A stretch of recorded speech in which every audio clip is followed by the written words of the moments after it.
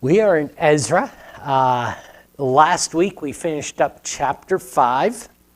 And tonight we are going to finish up Act 1. How many acts are in the book? The book of Ezra, I'm sorry. You can't answer questions proper if I don't ask them proper. We're looking at Ezra and Nehemiah total, right? How many acts are in these two books put together? You remember? We had a slideshow at the beginning. I didn't call them acts, so I'm changing it up on you. We called it 3 movements, and 3 movers. So what's been going on? Where are we building? If we're finishing up the first act or the first movement of these books, what's been going on for the first 5 chapters, including the 6th chapter we're going to look at tonight? Where are we rebuilding? The temple. Yep. So we are rebuilding the temple. I said early on, I defined this or described it as 3 movements and 3 movers, but that wasn't quite accurate either. There are kind of 2 leaders. There's a primary leader and then another leader in this first movement of rebuilding the temple. Who were those 2 individuals? Zerubbabel is the governor. He's the primary leader. And who was the priest that's also a leader? Yeshua or Joshua, depending on your translation. Different translations of the same name. So Zerubbabel and Yeshua are rebuilding the temple, and we are going to conclude that movement tonight. And then move into Act 2, if you will, or Movement 2. Bear in mind that these books are not purely chronological. So it's not so much the case that we finish the temple and then we move on to, I don't want to give Movement 2 away, but I might as well. It's rebuilding the law or restoring the law, right? And the culture, the people. It's not we do one, then move on to the other. It's the way that we're telling this story that's coming out this way. Questions or comments? No? Well, then, chapter 5, I told you, is one of my favorite chapters because leading up to chapter 5, by the end of chapter 4, the building and all progress has been shut down for right around 15, 16 years. And so we're not making progress during that period of time. And then in chapter 5, there were 2 very important people that they acted like cheerleaders. Who were they?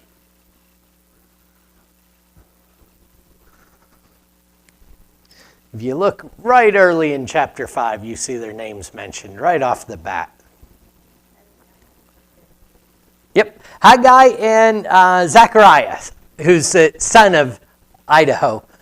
Not Idaho, Ido. Hi, I'm getting waved at already. That's better than amen. Zechariah and Haggai. And these are the prophets that, it's been shut down. It was shut down because of legal procedure. The king said, no more, stop what you're doing. And the beginning of chapter 5, we see Haggai and Zechariah say, go, go, go, go, go, go, go, go. Right? And we read parts of it. I hope in your time, you've read Haggai and Zechariah as we're studying through Ezra here, because this is the material that they are prophesying about and working with. So they say, go, go, go, and sure enough, the adversaries show up and they say, who told you to do this? And secondly, what's your names? And the reason this is one of my favorite chapters in this book is because of their response.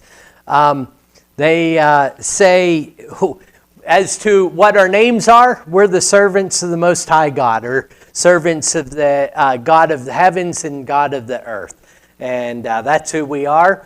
And we are building this on his behalf, although Cyrus the king gave us a decree to do this.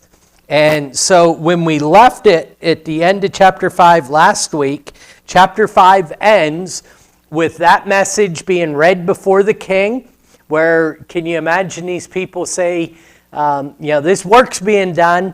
We asked them what their names were so we could report back to you, and they responded, we're the servants of the God of heaven and of earth.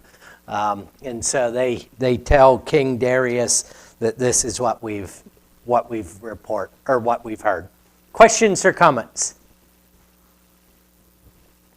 Before we start in chapter 6, I'll pause and say hello to Tammy, who's checking in online. It's good to have you with us, Tams. Let's look at verses 1 through 5 here of Ezra chapter 6.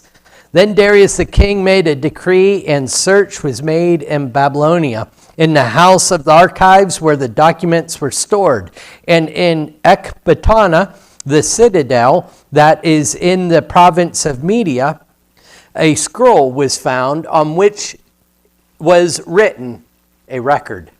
In the first year of Cyrus the king issued a decree concerning the house of God at Jerusalem. Let the house be rebuilt, the place where sacrifices were offered, and let its foundations be retained. Its height shall be 60 cubits, and its breadth 60 cubits, and 3 layers of great stone and 1 layer of timber. Let the cost be paid from the royal treasury.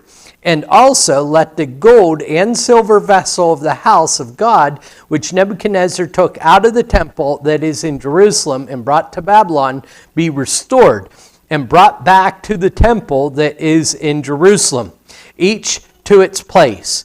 You shall put them in the house of God. And so Darius gets this letter about what's going on, and he says, okay, so what's the word here? And he does a search and finds out, hey, there's a decree made by Cyrus, just like I'm being told that this was to be rebuilt. Now, how much is a cubit, roughly? 18 inches. And so technically it was the fingertip of the king to the elbow, which is roughly 18 inches. So when the height shall be 60 cubits, if my math is correct, that's 90 feet, right? Its breadth, 60 cubits, which is 90 feet. And then there's 3 layers of great stone and 1 layer of cedar. If you go back to 1 Kings, the 6th chapter, when they're building the Temple of Solomon, you'll see the 3 layers of stone and a layer of cedar logs was the same there as well. Questions or comments on that? 90 by 90 is sizable, right? And it's going to be well decorated, if you will. So, if we go back a couple of chapters, we're seeing that the people started off really well, right? I mean, they get to leave Babylon. That had to be incredible. Can you imagine being part of 50,000 people that are leaving Babylon and going back to your home and marching your way back? It would have been very exciting, right? And then they get there and they immediately start offering sacrifices to God. They're getting their God-given rituals and rhythms with the festivals or feasts going again. So there's all this excitement. They're rebuilding the temple. But there's some problems brewing. What are some of the problems we know about that have taken place to this point?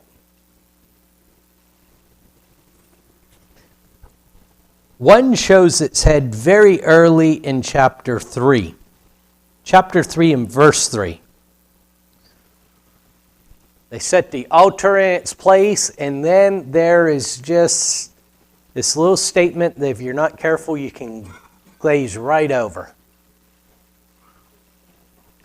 Fear because of the people. Now, is this a problem per se with the people of the land, or is this a problem with the people of Israel?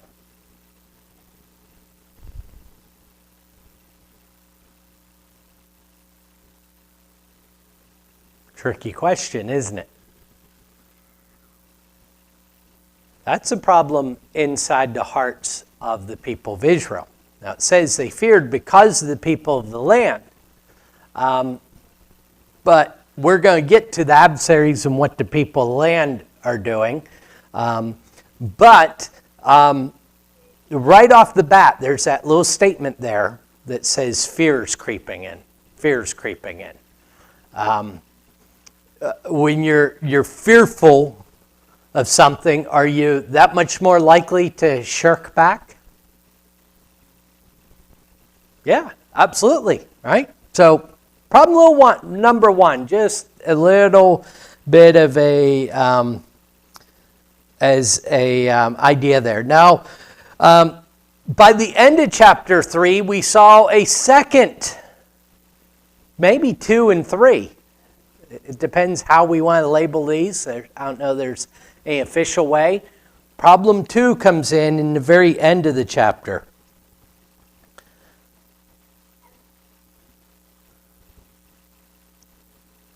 Verse 13.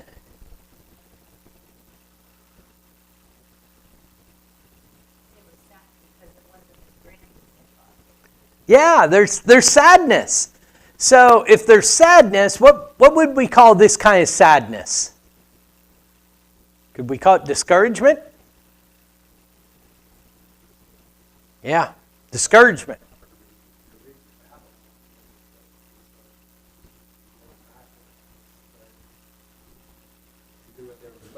But there was a quarter of the people in Babylon that chose to go and to start the temple back up. The ones that were having it pretty good in Babylon apparently stayed. Only 50,000 went in the first place. Yeah, that's a possibility with some of the distinctions. There's probably a number of reasons why certain individuals did or did not go back, but I think something I'm hearing from you, Jeff, though, that's spot on is it was a difficult task, right? We're not in our cozy homes, not in cozy homes. We have a difficult task in front of us. Am I hearing you right on that? Yeah, and so there's discouragement that's taking place. Now, I always told my children this. This was just a role we had in our household. You can be upset. You can cry. You cannot scream. There's, I think, 2 reasons I had that role in my household. You can probably think of one just like that. What's one reason that was a role? I don't want to hear it, right? I don't like it. That's reason number 1. But number 2, and I think even more importantly, this was the reason. When you're screaming, take into account a young child that you punish or scold in one way or another. Is sulking and crying a normal response to that? Yeah. When they start to scream, why are they screaming? Are they screaming because they're upset? Jeff says attention, I think, is part of it. I'm not going to inflict, I feel miserable.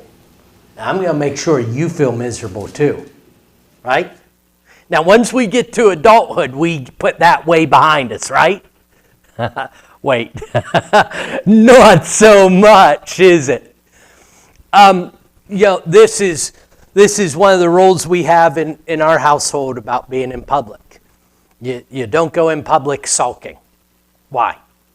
It's not that you're not allowed to feel emotions. It's that we are always sharing with people around us, right? So I don't have the right to try and drag Janice down to where I'm at, right? That's the concept. Same. The idea is the same with screaming. We're always sharing. If we're sharing something, it's going to be positive. Now, here's what I'm getting at with this. There's a segment of people, they're discouraged in chapter 3. Now what are they doing as a second layer to that? They're sharing, aren't they? They're sharing the discouragement and trying to drag everyone else down with them. So that's either problem 2 or that's problem 2 and 3. I don't know how you want to label that. I guess we just have to be consistent, right? We're going to call that problem 2 and 3 because they're discouraged because their focus is in the wrong place, and then they're going to discourage other people. Number 1, we have fear. Number 2, we have discouragement. Number 3, we are sharing that discouragement. What happens in chapter 4? They meet resistance. They have open adversaries, right? The people of the land, and we discussed about how they were handled. Could it have been better? It's really hard to tell. I'm definitely not going to get emphatic on either side of that, other than, like I said last week, it's messy, right? But as we're talking about problems, and problem number 4 that comes up here is the adversaries, the people of the land, hire attorneys and do everything they can to stop the work, right? And coupled with that, the way the work is stopped is their efforts, the adversaries' efforts, are successful, and King Artaxerxes stops the work. He sends command, he says, no more, right? So there's problem number 4. We have open adversaries, and they are successful. Chapter 4 certainly didn't end on a positive note, did it? Now, here's why I reviewed all those problems. 2 reasons. For one, we're going to conclude, as I said, movement 1 tonight. So it's good to be mindful of those as a recap. But number 2, there is a 5th problem that is real subtly yet very powerfully alluded to in chapter 5. From chapter 1, where Cyrus makes this decree to go back and to build these things, up until chapter 4, where it's stopped, who's paying the bill? Or bills?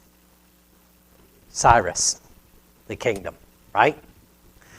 Now chapter 5 comes around, and if we look into Zechariah and Haggai, we see it's kind of just stated frankly here. Verse 1 of chapter 5, now the prophets Haggai and Zechariah, the sons of Iddo, prophesied to the Jews that were in Judah and Jerusalem in the name of God of Israel who was over them. Then Zerubbabel, the son of, he had fathers too, arose and began to rebuild the house of God, right? So we see that it's just said, hey, they prophesied, and then Zerubbabel gets started again and gets rebuilt it. But here's an underlying issue that's not openly stated. Who's paying now? People. The people. So the new problem, is finances. They don't have the funding that they had prior. Now, do they stop? No. They're building. But remember Zechariah. A few weeks ago we read in Zechariah, was it 4? Yeah, Zechariah 4, where God says, I'm going to shake the nations.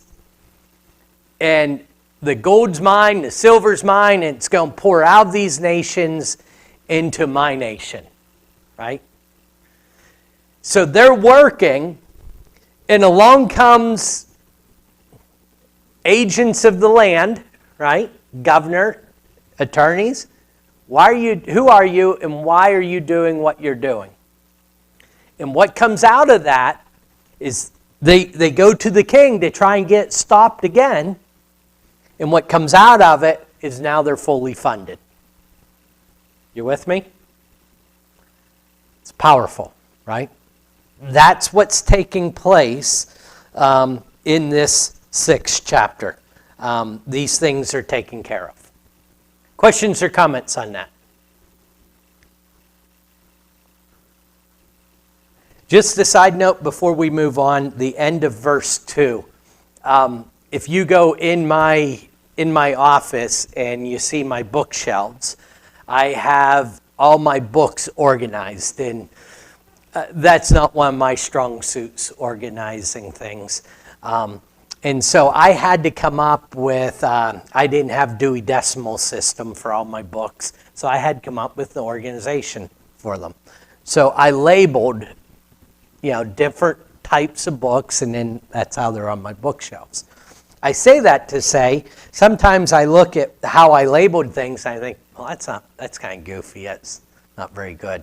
But look, this is one of the greatest kingdoms ever, right? The Mede-Persian kingdom. And did you catch how this was labeled? How was this great scroll, this decree of Cyrus labeled? Did you catch that? Verse 2, a scroll was found on which was written a record. That's the name of the scroll, a record. Just like I said, a side note, I find it interesting. All right, continuing on through 6 through verse 12 then. Now therefore, Tataniah, governor of province beyond the river, Shetzes-Banzai, and your associates, the governors who are in the province beyond the river, keep away. Let the work on this house of God alone. Let the governor of the Jews and the elders of the Jews rebuild this house of God on its site. Moreover, I make a decree regarding that you shall do for these elders of the Jews for the rebuilding of the house of the temple. The cost is to be paid on these men, to these men in full and without delay from the royal revenue, the tribute of the province from beyond the river, and whatever is needed, bulls, rams, or sheep, for burnt offerings to the God of heaven, wheat, salt, wine, or oil, as the priests at Jerusalem require, let that be given to them day by day without fail, that they may offer pleasing sacrifices to God of heaven and pray for the life of the king and his sons. Also, I make a decree that if anyone alters this edict, a beam, this is interesting, right? What's the penalty for speeding? As long as it's not too bad, it's a fine, right? What's the penalty for tax evasion? Fine and possible jail time, right? Darius is pretty creative with some of his punishments here, right? Verse 10, or verse 11. Also, I make a decree that if anyone alters this edict, a beam shall be pulled out of his house, and he shall be impaled on it, and his house shall be made a dunghill. I don't know, I am humored by the creativity in the punishment. Verse 12, may the God who has caused his name to dwell there overthrow any king or people who shall put out a hand to alter this or to destroy this house of God that is in Jerusalem. I, Darius, make a decree, let it be done with all diligence. Big swing? Yeah, yeah. A big swing, right? So, as I mentioned before, the problem of finances are taken care of. Darius says, pay them, give them what they need, do it with all diligence, do it without delay. Oh, and by the way, if you try and get in the way, we're going to pull a 2x4 out of your house and pell you through with it and then make a rubble hill out of your house. I think he means don't do that, right? It'll be bad for you if you do. Questions or comments?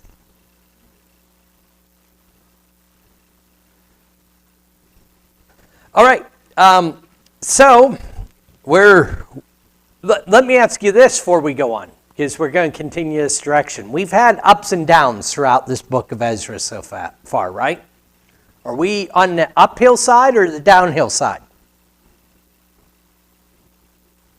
Uphill side, right? Yeah, things are looking good. We're going to continue that way through this chapter anyhow. Verse 13 through 18. Then, according to the word sent by Darius the king of Tataniah, the governor of the province beyond the river, this one is the one that gets me. I should have made Mike read. Sheltbozni and their associates did with all diligence what Darius the king had ordered. And the elders of the Jews built and prospered through the prophesying of Haggai the prophet and Zechariah the son of Iddo. They finished their building by decree of the God of Israel and by decree of Cyrus and Darius and Artaxerxes, king of Persia. And his house was finished on the 3rd day of the month of Adar in the 6th year of the reign of Darius the king. And the people of Israel, the priests and the Levites and the rest of the returned exiles celebrated the dedication of this house of God with joy. They offered at the dedication of this house of God 100 bulls, 200 rams, 400 lambs, and as a sign of offering for all Israel, 12 male goats, according to the number of the tribes of Israel. And they set the priests in the divisions and the Levites in their divisions for the service of God at Jerusalem, as it is written in the book of Moses. And so we're back in full swing, right? We have restored and dedicated, finished and dedicated the temple. There's a contrast, a designed intentional contrast. How did they dedicate the temple? With what kind of attitude? The end of verse 16. With joy. We're there, right? Got it. Yes. Now we are there. So they finished it in the 6th year of the reign of Darius. Was it not the 2nd year of Darius that they restarted again? So, they worked diligently. Everything prospered. Notice for verse 14, and the elders of the Jews built and prospered through the prophesying of Haggai the prophet and Zechariah the son of Iddo. So Zechariah and Haggai, again, we have their letters. Let me ask you this, though. The books that we have, Zechariah and Haggai, was that the extent of their prophesying?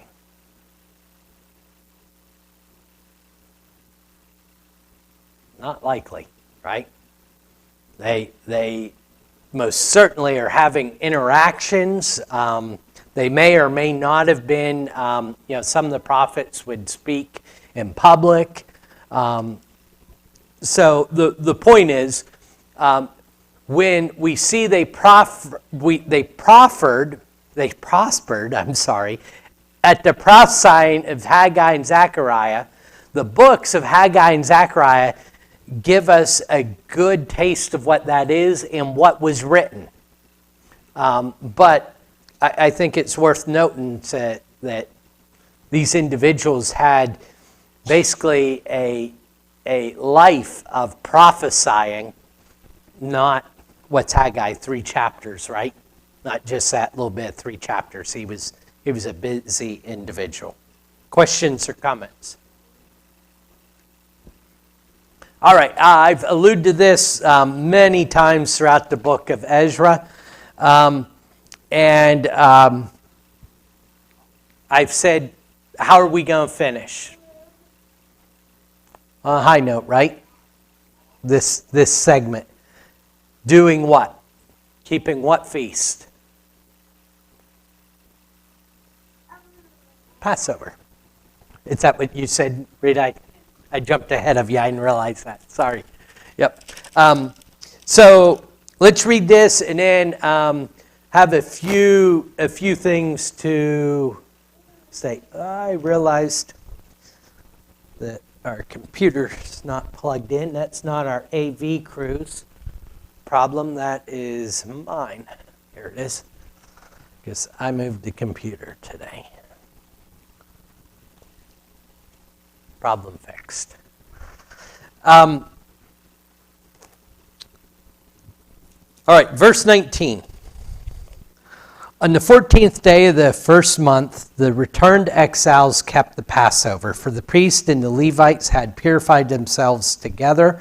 All of them were clean. So they slaughtered the Passover lamb for all the returned exiles, for their fellow priests and for themselves. It was eaten by the people of Israel who had returned from exile, and also by everyone who had joined them and separated himself from uncleanness of the peoples of the land to worship the Lord, the God of Israel. And they kept the feast of unleavened bread 7 days with joy. For the Lord had made them joyful and had turned the heart of the king of Assyria to them, so that he aided them in the work of the house of God, the God of Israel. So to deal with the factual parts of what's stated here, they keep the Passover. It's noted that it's because the people were clean. I think the verse 21 is important, that it's not just the exiles who've returned, but those who were with them of the land who had what? Verse 21.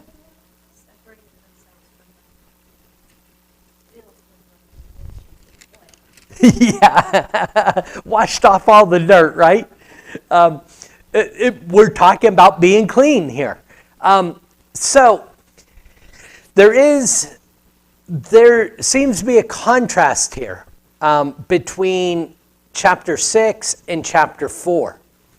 Chapter 4, the people of the land said to the Israelites, hey, let us help you build because we've been worshiping your God the same as you, right? And we dealt with the people's response, Zerubbabel's response to them. Notice here in verse 21, we're not just talking about those who were worshiping God. What else was done?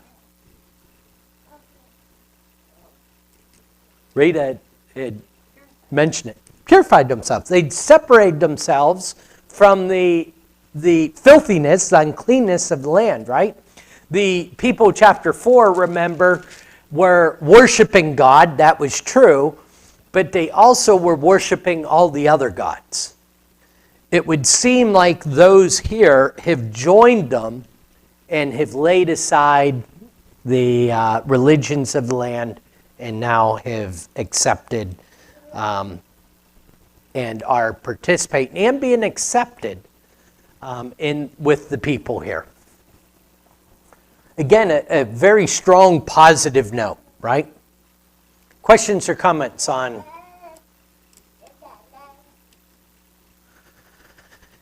Now, This, I think, will work out well time-wise because it will prevent me from going into chapter 7 and getting into the second movement of this book. I've noted many times that this movement is going to culminate, it's going to end on a good note, and it's going to end on with the participation or the keeping of the Passover. I don't think I've spent any time talking about why that's such a good thing. But before we get into that, let me ask you this. Why not end the book here? If the book ended right here, would we all say, man, that was a success story? Sure seems it, right? But we've already seen that's not the way this story is going, right? Every time we had one of these points earlier in the book, in chapter 2, where we go back and then we end up with these moments. Like, what's that? We're going to go back to one of those moments. That's right. And so, bear that in mind, that it could have just ended here and been a positive story. Remember that this is not the full fulfillment of the promises. That's why it doesn't end here, right? It's not the end of the story. There's more to come. All right, with that then, we have just a couple of minutes. Why the Passover? Why is the Passover meant to be the capstone of this story, of the positive? And what's being said about the people by keeping the Passover like this?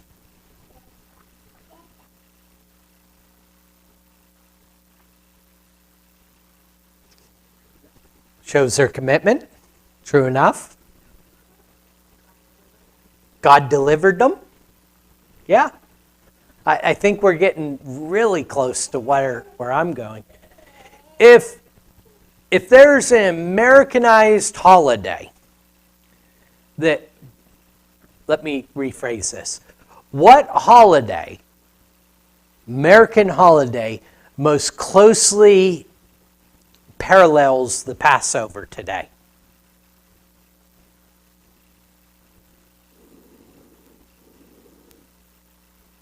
Good job.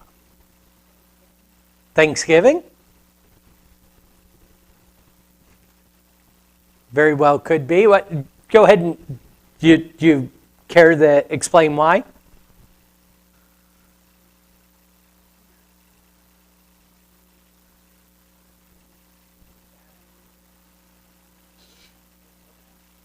Okay. Okay. There's some similarities. She's correct on all those. Why?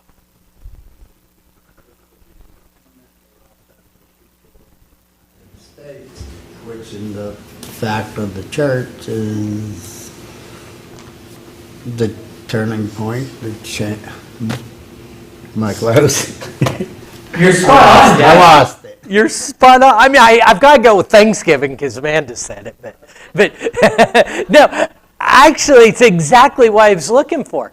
And what I expected, I expected a few different answers, but I didn't expect 4th of July so quickly.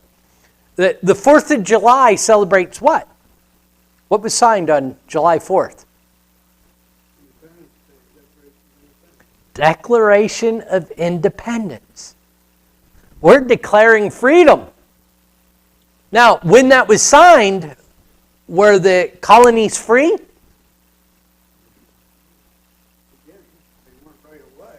Yeah. Fight for it. That's right. They weren't free, right? They were still captives. Subjects. Be more accurate, but I'm going with captives. They were going to be free. It was signed in blood, wasn't it? They weren't until they were.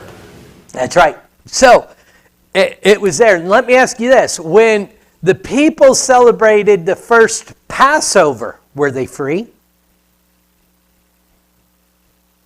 They were still in Egypt. Exodus 12. And God says, I'm setting you free. In fact, when you partake of this meal, it's why it's unleavened bread. Don't have leaven in your house. You don't have time for it to rise. And partake of it with your belt fastened and your sandals tied. Right? Everything they did. Sometimes we can go so far. Now, we don't want to be dictated by emotion, right? Will emotion lead you the wrong ways? Oh, yeah. He says sometimes, yeah. Sometimes it's not all bad, right? But yeah, a lot of times it takes us the wrong way, right? We don't want to be dictated by emotion. That's absolutely true. Why did God have them participate in this meal with their shoes on and their belts tightened? So be ready to leave. And so he was sending a message to them that they felt it, right? And they participated that year after year. Same way, with our fireworks. Could we read about, battles in the Revolutionary War? Yeah. Do these exploding fireworks have a different impact on us? Yeah, absolutely. And the point is, God says, partake of this in a way that said everything about you says, we're ready to go. They are partaking of that Passover meal. And they're declaring their freedom. They've just come out of captivity again. They finished the temple. And they're saying, we're free. We're free. Questions or comments on that? I'll leave you with one little thought. It is important that Jesus was crucified on Passover, right? That's the idea. He says free to a new life. Who were they not free from? Who were they not free from? I'm talking about in Ezra 6 here. Okay, kings. It's true, they're still subjects, right? But in many regards, they were, God says this prospered at the hands of God and Cyrus, so God was in control of them. True point, though. What about this?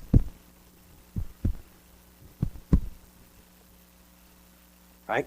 They weren't free from themselves. They weren't free from themselves. John Kerr and I did recordings today for Solely Jesus, and we were in John 5, where Jesus asked the man, "Do you want to be healed?" Seems like an obvious question, right? It's not as obvious as it would seem. Thank you for your time. Next week, Lord willing, we'll pick up with Ezra 7.